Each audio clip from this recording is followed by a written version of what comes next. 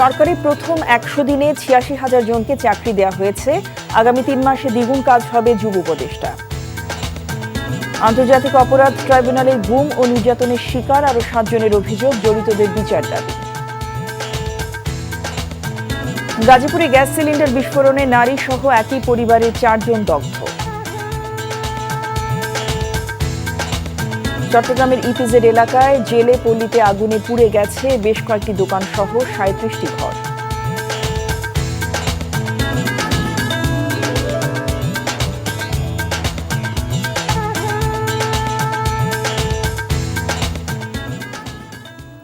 আসসালামু আলাইকুম, জসিন্তা জিনিয়া স্বাগত জানাচ্ছি এনটিভির দেশের খবরে। ক্রাউন সিমেন্ট শিরোনাম দেখছিলেন, এবার পুরো খবর। দেশে এই মুহূর্তে ১,৮,০০,০০০ বেকার রয়েছে, তার মধ্যে গ্র্যাজুয়েটের সংখ্যা ২৬ লাখ।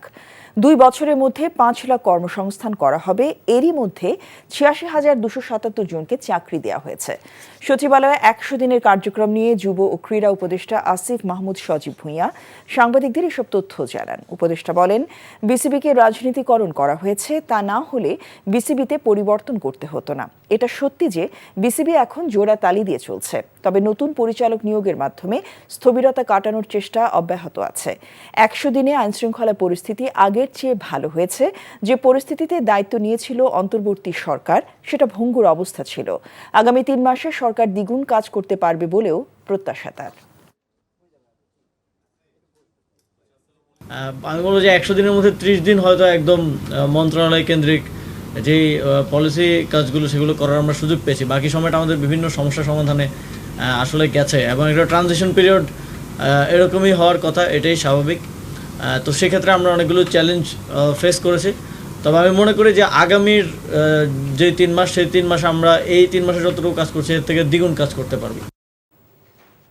স্বৈরাচার আওয়ামী লীগ সরকারের আমলে গুম ও নির্যাতনের শিকার ছাত্র শিবিরের আরও ৭ জন আন্তর্জাতিক অপরাধ ট্রাইব্যুনালে অভিযোগ দায়ের করেছেন। ৭টি আলাদা অভিযোগে আইনশৃঙ্খলা বাহিনীর সদস্য সহ ৫৩ জনকে আসামি করা হয়েছে। জড়িতদের বিরুদ্ধে দ্রুত আইনি ব্যবস্থা নেওয়ার দাবি জানিয়েছেন ভুক্তভোগীরা। মেজবাহ হাসানের রিপোর্ট। চট্টগ্রামের আব্দুল করিম ও বগুড়ার আলমগীরের হুইল চেয়ারের এই যাত্রা দীর্ঘ ৭ থেকে ৯ বছরের। স্বৈরশাসক শেখ হাসিনার আমলে দেলোয়ার হোসেন সাঈদীর মুক্তির দাবিতে বিক্ষোভ কর্মসূচিতে গুলি চালায় পুলিশ। গুলি শরীর ভেদ করে গুরুতর আহত আব্দুল করিম দীর্ঘ ২৫ দিন পর জ্ঞান ফিরে পান। আলমগীরের গল্পটা প্রায় অভিন্ন। এরপর থেকেই আর উঠে দাঁড়ানো হয়নি তাদের। আমার হলো স্পাইনাল কর্ড ইনজুরি, আমার বুক থেকে 2 পায়ে এখন অবশ। ওই সময় যারা আমাদের উপর অত্যাচার করছিল, আমি তাদের একটা বিচার চাই।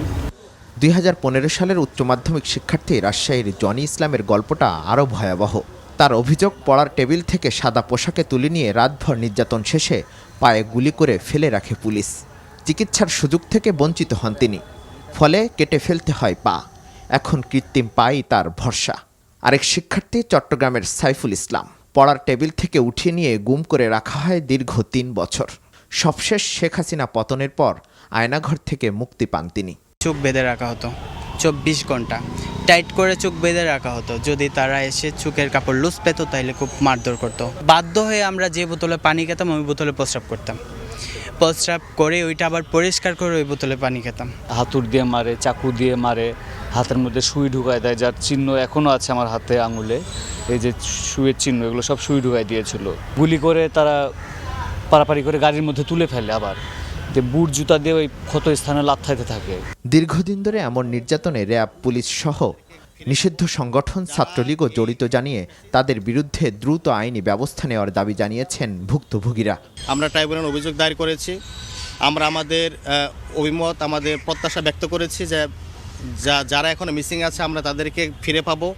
যারা এই ফ্যাসিস্ট আওয়ামী সরকারের নির্যাতনের শিকার হয়েছে, যারা এই ভায়োলেন্সের সাথে জড়িত ছিল, তাদেরকে শাস্তির আওতায় নিয়ে এসে এই ট্রাইব্যুনাল ন্যায় বিচার প্রতিষ্ঠিত করবে, সে প্রত্যাশা আমরা ব্যক্ত করেছি।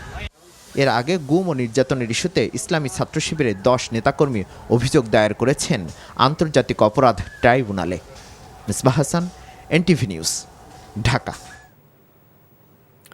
অন্তর্বর্তী সরকারের প্রধান উপদেষ্টা ডক্টর মোহাম্মদ ইউনূস আজ সন্ধ্যা 7টায় জাতির উদ্দেশ্যে ভাষণ দেবেন। অন্তর্বর্তী সরকারের 100 দিন পূর্তি উপলক্ষে তিনি এই ভাষণ দেবেন বলে জানিয়েছে প্রধান উপদেষ্টা প্রেস উইং। বিটিভি ও বিটিভি ওয়ার্ল্ড সহ বেসরকারি টেলিভিশনে ভাষণ সরাসরি সম্প্রচার করা হবে। ছাত্র জনতার অভ্যুত্থানে গত 5 অগস্ট দেশ ছেড়ে ভারতে পালিয়ে যান শেখ হাসিনা। 8 অগস্ট ডক্টর মোহাম্মদ ইউনূসকে প্রধান উপদেষ্টা করে অন্তর্বর্তী সরকার গঠিত হয়। 10 নভেম্বর নতুন 3 জন উপদেষ্টা শপথ নেয়ার পর এখন অন্তর্বর্তী সরকারের উপদেষ্টা পরিষদের সদস্য সংখ্যা 24। পলিথিন নিষিদ্ধ, কিন্তু ঢাকার বাইরে সেই ঘোষণার যেন তোয়াক্কা করছে না কেউই। প্রকাশ্যে চলছে পলিথিনের বিক্রি ও ব্যবহার, উল্টো নিষিদ্ধের অজুহাতে দাম বেড়েছে, আর সেই সুযোগে পলিথিনের ব্যবসায় ফুলে ফেঁপে উঠেছেন অনেকেই। নামকাওয়াস্তে পলিথিন বিরোধী অভিযান চালানো হলেও কোনোভাবেই লাগাম টানা যাচ্ছে না এই ব্যবসার। বিস্তারিত জাহিদুর রহমানের রিপোর্টে। 1 নভেম্বর থেকে নিষিদ্ধ করা হয়েছে পলিথিন ব্যাগ। তবে সেই নিষেধাজ্ঞার তোয়াক্কা না করে রাজধানীর উপকণ্ঠ সাভারে কাঁচা বাজার থেকে শুরু করে সর্বত্রই দেখা যাচ্ছে আগের মতোই পলিথিনের ব্যবহার, আর নিষেধাজ্ঞার অজুহাতে দামও বেড়েছে পলিথিনের। আগে ওই দাম 220 টাকা ছিল, এখন ওই মাল নাই কোনো নেই, লেগে দাম বাড়ছে। আর ব্যস্ত না সরি ভুল হয়ে গেছে। সাভারে কাঁচা বাজার থেকে শুরু করে মুদি দোকানে পর্যন্ত অবাধে আগের মতোই মিলছে পলিথিন। বিকল্প হিসেবে পাট, কাপড় ও কাগজের তৈরি ব্যাগের ব্যবহারের কথা বলা হলেও পর্যাপ্ত সরবরাহের অভাব এবং সাশ্রয়ী নয় বলে ব্যবহারে অনীহায় কোনোভাবেই লাগাম টানা যাচ্ছে না। সচেতন মহল বলছে বিকল্প না থাকায় বাধ্য হয়েই পলিথিন ব্যবহার করছেন তারা। বন্ধ করলে আমাকে ভালো, আমরা ব্যাগগুলো আমরা সাথ দিয়ে দিব। এটা বন্ধ হলে দেশের জন্য আমাদের অনেক ভালো, পরিবেশ ভালো থাকবে। বিকল্প কোনো কিছু আমরা পাইলে ওটা বন্ধ করে দিক, তাতে অসুবিধা নেই। সরকার যেহেতু এটা অবৈধ ঘোষণা করছে, সেটা তো আমরা একমত। এটা আমরা সামনে আর এটা ব্যবহার করব না। সব স্তরে পলিথিনকে নিষিদ্ধ করা হয়েছে। তো সরকারের সিদ্ধান্তের প্রেক্ষিতেই আমরা নিষিদ্ধ পলিথিন যেটা, সেটার বিরুদ্ধে হলো যে আমরা মোবাইল কোর্ট পরিচালনা করে আসছি এবং ভবিষ্যতে সেটা অব্যাহত থাকবে। 2002 সালে তৎকালীন বিএনপি সরকার দেশে পলিথিনের ব্যবহার নিষিদ্ধ করেছিল। বর্তমান অন্তর্বর্তীকালীন সরকার সুপার শপে এবং বাজারে আবারও পলিথিন ব্যবহার নিষিদ্ধ করে। Zahidur Rahman, NTV news, Savar, Dhaka. ভারত শেখ হাসিনাকে আবারও এদেশের রাষ্ট্র ক্ষমতায় ফেরাতে অপতৎপরতা চালিয়ে যাচ্ছে বলে অভিযোগ করেছেন বিএনপির সিনিয়র যুগ্ম মহাসচিব রুহুল কবির রিজভী। আর ভারতীয় মিডিয়াগুলোও সেই ষড়যন্ত্র বাস্তবায়নে অপপ্রচার শুরু করেছে বলেও মন্তব্য করেন। দুপুরে লালমনিরহাট জেলা বিএনপি আয়োজিত অনুষ্ঠানে তিনি এসব কথা বলেন। আমরা প্রতিদিন পার্শ্ববর্তী দেশ ভারতে তাদের যে মিডিয়া যে ধরনের অপপ্রচার করা হচ্ছে, স্বাধীন সার্বভৌমত্বে যদি বিশ্বাস করতে বাংলাদেশ একটি স্বাধীন রাষ্ট্র, বাংলাদেশ একটি সার্বভৌম রাষ্ট্র, তাহলে পার্শ্ববর্তী দেশ এই ধরনের অপপ্রচার করতো না। ঢাকা আরিচা মহাসড়কের ধামরাইতে সড়ক দুর্ঘটনায় প্রাণ গেল 2 জনের। ভোরে ধামরাই ঢুলিভিটা বাস স্ট্যান্ডে এই দুর্ঘটনা ঘটে। পুলিশ ও এলাকাবাসী জানায় ঘটনাস্থলে ইট ভর্তি পিকআপকে পেছন থেকে একটি ট্রাক নিয়ন্ত্রণ হারিয়ে সজোরে ধাক্কা দেয়। এতে পিকআপ চালক কাঞ্চন ও হেলপার আশরাফুল মারা যান। ময়নাতদন্তের জন্য নিহতদের মরদেহ শহীদ সোহরাওয়ার্দী মেডিকেল কলেজ হাসপাতালে পাঠানো হয়েছে। ময়মনসিংহের হালুয়াঘাটে পরকীয়ার জেরে স্বামী হত্যার দায়ে স্ত্রী ও তার প্রেমিককে মৃত্যুদণ্ড দিয়েছে আদালত। দুপুরে অতিরিক্ত জেলা ও দায়রা জজ 5ম আদালতের বিচারক আলী মনসুর এ রায় দেন। মামলার বিবরণে জানা যায়, আলীর স্ত্রী সাবিনা খাতুনের সাথে লিয়াকত আলীর অবৈধ সম্পর্ক ছিল। স্ত্রী সাবিনা খাতুন এবং তার প্রেমিক লিয়াকত আলীকে আপত্তিকর অবস্থায় দেখে স্বামী আলী ক্ষিপ্ত হন এবং তাদেরকে ভর্ৎসনা করেন। এ ঘটনার পর 2021 সালের 29 অগস্ট আসামিরা হযরত আলীকে হালুয়াঘাট উপজেলার পশ্চিম কুতিকুড়া আথলা বিলের সামনে নিয়ে গলায় গামছা পেঁচিয়ে শ্বাসরোধ করে হত্যা করে এবং পরে লাশ পুঁতে রাখে। আগামী বছরের প্রথম মাসেই প্রাথমিক শিক্ষার্থীদের হাতে নতুন বই তুলে দেওয়া হবে বলে জানিয়েছেন প্রাথমিক ও গণশিক্ষা মন্ত্রণালয়ের উপদেষ্টা বিধান রঞ্জন রায় পোদ্দার। সকালে সিলেটের বিভাগীয় কমিশনারের কার্যালয়ে বিভাগীয় পর্যায়ের কর্মকর্তাদের সাথে মতবিনিময়কালে তিনি কথা বলেন। শিক্ষাক্ষেত্রে দক্ষিণ এশিয়ার দেশগুলোর মধ্যে বাংলাদেশের সবচেয়ে কম বাজেট বরাদ্দ হয় উল্লেখ করে প্রাথমিক ও গণশিক্ষা উপদেষ্টা বলেন, প্রাথমিক সহকারী শিক্ষকদের চাকরির ক্ষেত্রে 10ম গ্রেড দাবির বিষয়টি বাস্তবসম্মত নয়। নাব্য সংকটে আরিচা কাজিরহাট নৌপথে ফেরি চলাচল বন্ধ রয়েছে। চলতি মাসে এ নিয়ে তৃতীয়বারের মতো ফেরি চলাচল বন্ধ করা হলো। গতকাল সন্ধ্যা 6টা থেকে এই রুটে ফেরি চলাচল বন্ধ করা হয়। এতে আরিচা এবং কাজিরহাট ঘাটে আটকা পড়েছে পণ্যবাহী সহ অসংখ্য যানবাহন। বিকল্প পথে যেতে হলে তাদের সময় ও খরচ অনেক বেড়ে যায় বলে জানান স্থানীয়রা। বিআইডব্লিউটিসির আরিচা ঘাটের ম্যানেজার আবু আবদুল্লাহ জানান, অ্যাপ্রোচ চ্যানেলে নাব্য সংকটে ফেরি চলাচল বন্ধ আছে। ফেরি ও যান চলাচল স্বাভাবিক করতে কাজ করছে বিআইডব্লিউটিএ। সারা দেশে তাপমাত্রা কমে শুরু হয়েছে শীতের আমেজ। উত্তরবঙ্গ, সিলেট ও উপকূলীয় এলাকায় কুয়াশার সঙ্গে জনপদে নেমেছে শীত। এদিকে আবহাওয়া অধিদপ্তর জানায়, ডিসেম্বরের শুরুতে রাজধানীতে কিছুটা শীত অনুভূত হবে, জেঁকে বসতে পারে ডিসেম্বরের মাঝামাঝি সময়।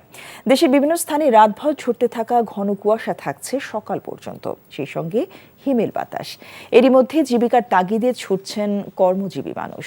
দিনাজপুরে আজ সকালে সর্বনিম্ন তাপমাত্রা রেকর্ড করা হয়েছে 14.1 ডিগ্রি সেলসিয়াস। নওগাঁয় তাপমাত্রা রেকর্ড করা হয়েছে 15 ডিগ্রি সেলসিয়াস। হিমালয়ের পাদদেশ হওয়ায় দিনাজপুর, পঞ্চগড়, ঠাকুরগাঁওয়ে আগে ভাগেই এসেছে শীত। এছাড়া কয়েক জেলা এবং উপকূলীয় এলাকায় প্রতিদিনই নামছে তাপমাত্রার পারদ, বেড়েছে কুয়াশার চাদর। এতে বিপাকে পড়েছেন অসহায়, শ্রমজীবী, ছিন্নমূল ও দরিদ্র মানুষ। গরম কাপড়ের অভাবে শীত মোকাবেলায় হিমশিম খাচ্ছেন তারা। ঘন কুয়াশার কারণে মহাসড়কগুলোতে ব্যাহত হচ্ছে যান চলাচল। বকেয়া বেতনের দাবিতে সড়ক অবরোধ করে বিক্ষোভ করছে গাজীপুরে বেক্সিমকো ইন্ডাস্ট্রিয়াল পার্কের RMG কারখানার শ্রমিকরা। শনিবার সকাল থেকে রাত 9টা পর্যন্ত 9 ঘন্টা চন্দ্রা নবীনগর সড়ক অবরোধ করে রাখে তারা। রাতে শ্রমিকরা অবরোধ তুলে নেয়। আজ সকাল 10টা থেকে পুনরায় ওই সড়ক অবরোধ করে বিক্ষোভ করছেন শ্রমিকরা। শ্রমিকদের অভিযোগ, 1 মাসের বকেয়া বেতন দিচ্ছে না কারখানা কর্তৃপক্ষ। বারবার যোগাযোগ করার পরও এ বিষয়ে কোনো কথা বলেনি মালিকপক্ষ। পুলিশ জানায়, RMG কারখানার শ্রমিকেরা সপ্তাহখানেক ধরেই সড়ক অবরোধ করে গত মাসের বকেয়া বেতন পরিশোধের দাবি জানাচ্ছে। চাঁদপুরে বিএনপির কর্মী সমাবেশ অনুষ্ঠিত হয়েছে। দুপুরে শাহরাস্তি উপজেলার সূচিপাড়া দক্ষিণ ইউনিয়ন বিএনপি ও এর সহযোগী সংগঠনের আয়োজনে লোটরা বাজার এলাকায় কর্মী সমাবেশে নেতাকর্মীদের ঢল নামে। এতে প্রধান অতিথি হিসেবে বক্তব্য রাখেন বিএনপির কার্যনির্বাহী কমিটির সদস্য এবং জেলা বিএনপির সাবেক সভাপতি ইঞ্জিনিয়ার মমিনুল হক। এদিকে রাজশাহী জেলা পরিষদ মিলনায়তনের সামনে বিপ্লব ও সংহতি দিবস উপলক্ষে আয়োজিত এক অনুষ্ঠানে অংশ নেন জাতীয়তাবাদী তাঁতি দলের কেন্দ্রীয় কমিটির আহ্বায়ক আবুল কালাম আজাদ। কুষ্টিয়া জেলা বিএনপি নবগঠিত আহ্বায়ক কমিটি বাতিলের দাবিতে মানববন্ধন ও বিক্ষোভ মিছিল করেছেন পদবঞ্চিতরা। সকালে জেলা বিএনপির সাবেক সাংগঠনিক সম্পাদক অ্যাডভোকেট শামীমুল হাসান অপুর নেতৃত্বে বিক্ষোভ মিছিল শহরের প্রধান সড়ক প্রদক্ষিণ শেষে পাবলিক লাইব্রেরি মাঠে এসে সমাবেশ করে। এ সময় বক্তারা অবিলম্বে জেলা বিএনপি নবগঠিত আহ্বায়ক কমিটি বাতিল করে পুনরায় নতুন কমিটি ঘোষণার দাবি জানান। সুনামগঞ্জে জগন্নাথপুরে এক সিএনজি অটোরিকশা চালকের গলা কাটা লাশ উদ্ধার করেছে পুলিশ। গতরাতে জগন্নাথপুর ঢাকা মহাসড়কের রানীগঞ্জ সেতুর উপর থেকে মরদেহ উদ্ধার করা হয়। নিহত সিএনজি চালক সুজিত দাস জগন্নাথপুরের গোপরাপুর গ্রামের বাসিন্দা। ধারণা করা হচ্ছে তাকে হত্যা করে সিএনজি নিয়ে পালিয়েছে দুর্বৃত্তরা। পুলিশ জানায়, হত্যাকারীদের ধরতে অভিযান অব্যাহত রয়েছে।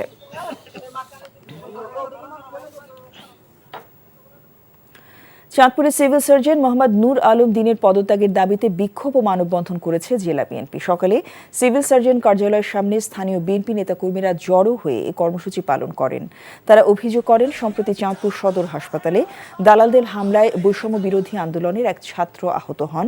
এ বিষয়ে জানতে চাইলে জেলা বিএনপি সভাপতি শেখ ফরিদ আহমেদ মানিকের সাথে অসদাচরণ করেন সিভিল সার্জন। লালমনিরহাটে রেলওয়ের জমিতে উচ্ছেদ বন্ধের দাবিতে জেলা প্রশাসকের কার্যালয়ের সামনে মানববন্ধন করেছে ছিন্নমূল মানুষ। মানবিক দিক বিবেচনায় উচ্ছেদ কার্যক্রম স্থগিত করার দাবিতে সকালে লালমনিরহাট জেলা প্রশাসকের কার্যালয়ের সামনে মানববন্ধন করে ছিন্নমূল মানুষ। তাদের অভিযোগ, নিরুপায় হয়ে দীর্ঘদিন ধরে তারা কালীগঞ্জের তুষভান্ডার রেল স্টেশনের পাশের জমিতে বসবাস করছিলেন, কিন্তু কয়েকজন প্রভাবশালীর ইন্ধনে তাদের উচ্ছেদ করতে মাইকিং করেছে রেলওয়ের ভূ সম্পত্তি কর্তৃপক্ষ। গর্ভবতী মায়েদের সেবা গ্রহণে জনসচেতনতা সৃষ্টিতে বরিশালে 2 দিনব্যাপী ক্যাম্পেইনের উদ্বোধন করা হয়েছে। দুপুরে বরিশালের উজিরপুরের গুঠিয়া বন্দরে গর্ভকালীন পুষ্টি ক্যাম্পেইনের উদ্বোধন করেন এসএমসির ব্যবস্থাপনা পরিচালক তসলিম উদ্দিন খান। গর্ভকালীন নারীদের সেবা গ্রহণে উদ্বুদ্ধ করতে প্রচারণা, ওষুধ বিতরণ সহ বিভিন্ন কার্যক্রম পরিচালিত হচ্ছে। উপস্থিত ছিলেন এসএমসি এন্টারপ্রাইজ লিমিটেডের ব্যবস্থাপনা পরিচালক সাইফ নাসির, পরিচালনা পর্ষদের সদস্য doctor Zahiruddin Ahmed, Mohammad Farhad Hossain, doctor Yasmin H Ahmed ও রণজিৎ কুমার চক্রবর্তী। দেশব্যাপী চলমান ক্যাম্পেইনে এসএমসি হেলথ নেটওয়ার্কের আওতায় প্রায় 13,000 স্বেচ্ছাসেবক কাজ করছে। জয়পুরহাটে নবান্ন উৎসবকে ঘিরে দিনব্যাপী হয়ে গেল ঐতিহ্যবাহী মাছের মেলা। কালাই উপজেলার পাঁচশিরা বাজারে বসে এই মেলা। মেলায় উপজেলার বিভিন্ন গ্রামের পুকুরে চাষ করা মাছ নিয়ে আসেন বিক্রেতারা। মাছ কিনতে এলাকার নানা শ্রেণী পেশার মানুষ মেলায় ভিড় করে। মেলার এবারের আকর্ষণ 22 কেজি ওজনের বিশাল আকৃতির কাতল মাছ। এছাড়া রুই, বোয়াল সহ উঠেছে নানা জাতের দেশীয় প্রজাতির মাছ। মেলাকে ঘিরে এলাকায় উৎসবের আমেজ বিরাজ করছে।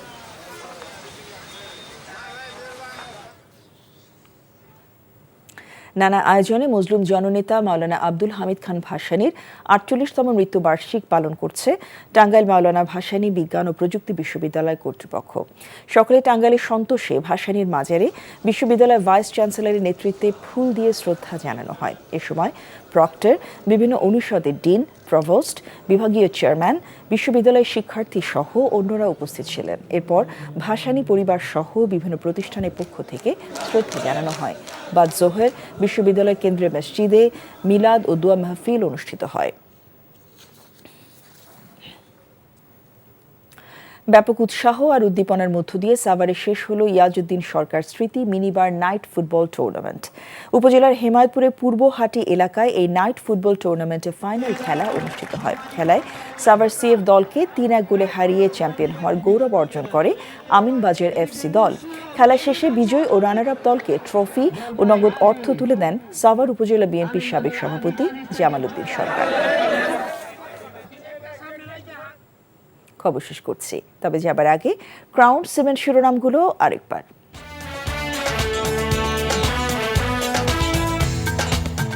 সরকারের প্রথম 100 দিনে 86,000 জনকে চাকরি দেয়া হয়েছে। আগামী 3 মাসে দ্বিগুণ কাজ হবে যুব উপদেষ্টা। আন্তর্জাতিক অপরাধ ট্রাইব্যুনালে গুম ও নির্যাতনের শিকার আরও 7 জনের অভিযোগ, জড়িতদের বিচার দাবি। গাজীপুরে গ্যাস সিলিন্ডার বিস্ফোরণে নারী সহ একই পরিবারের 4 জন দগ্ধ। চট্টগ্রামে ইপিজেড এলাকায় জেলেপল্লীতে আগুনে পুড়ে গেছে বেশ কয়েকটি দোকান সহ 37টি বসতঘর। এই ছিল দেশের খবরে। এই খবরের ভিডিও সহ আপডেট জানতে ভিজিট করুন এনটিভি অনলাইন www.ntvbd.com। এছাড়াও এনটিভি জনপ্রিয় সব অনুষ্ঠান ও খবরের আপডেট জানতে ভিজিট করুন আমাদের ইউটিউব ভেরিফাইড ফেসবুক পেজ। 6টা ইভিনিং নিউজ দেখার আমন্ত্রণ রইল। সবাইকে ধন্যবাদ।